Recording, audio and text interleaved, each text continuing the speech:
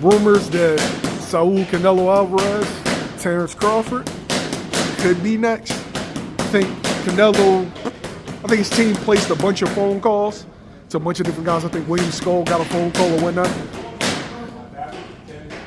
Is that the fight that boxing needs right now? That's just one of them great fights. You know what I'm saying? Of course we need it.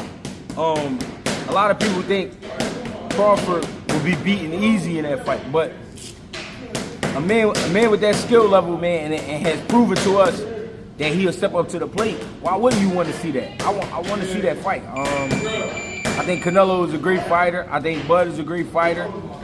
I think Canelo is on a decline as far as his attributes, like not so much his mind, but his body. He's not giving the same thing he was giving some years back. You know what I mean? The energy level isn't the same, intensity level isn't the same, but he's still nasty, he's still mean, great skills. Bud Crawford, on the other hand, you really can't tell where he is as far as his peak. You know what I mean? It looked like he's still going up. You know what I mean? But he is, what, 37, 38 years old? Yeah. He's getting there. You know what I mean? So you can't really say with him, though. That's what makes it so interesting. And we have to remember this man started at 135 pounds, and we talking about this fight to be at 168. That's fucking crazy to still be on top of your game. And to be at this level of boxing at this point in time in your career. Why not? Why wouldn't we want to see this fight? I don't even know who Skull is. I don't want to see that. No disrespect to Skull, but I don't. You know what I mean? Like, come on. If you're not gonna give us Benavidez as Canelo, then yeah, give us Bud. Why not? What does Terence Crawford have to do to be successful in that fight? He has to be very patient. But not too patient where he let Canelo do too much. The only reason he got to be somewhat patient because he got to fill out the 168-pound division. And what a night to be filling it out on. You know what I mean? The biggest fight of your career. But what I mean by be patient, take your time, work behind your jab, catch some punches. You know what I mean? See what kind of power you're dealing with. Don't try to open up too much. Steal your shots. Pinpoint your shots. Be quick, get in, get out, step around him on the inside, wrap him up when you can, turn him. I mean, just make sure you got the advantage at all times. Tough to say, like it's easy to do. It's not, but those are the things he have to do. He had to be really on his game. As far as catching the shots, can that be dangerous? Because you letting a guy like Canelo punch on your arms all night.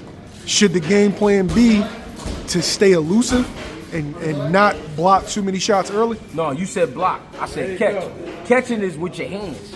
When you catch a shot with your hands. When you block, this is when you just tighten up and you brace it and let the shots bang on your arm. That's not what I meant when I was saying catching. When I was saying catching, like when he shoot that jab, catch that motherfucker and see what type of pop he got on it. When he shoot that right hand, catch that right hand off your forearm and see what kind of pop he got. Yeah, but don't stand there though. But I was referring to when you catch it on the forearm. Yeah. Right? Yeah. Having your guy punching on you constantly in the early rounds, is that going to wear you down?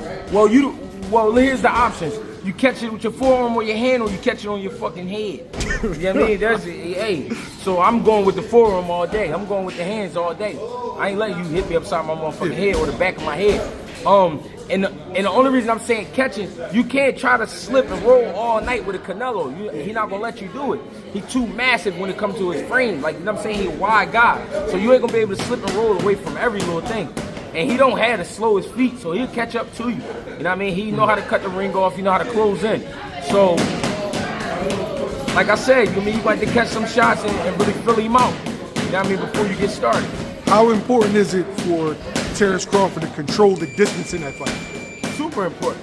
But at the same time, being on the inside is not always a bad thing because you do know where he is when you're close to him. The only problem is that uppercut. You got to get away from that uppercut.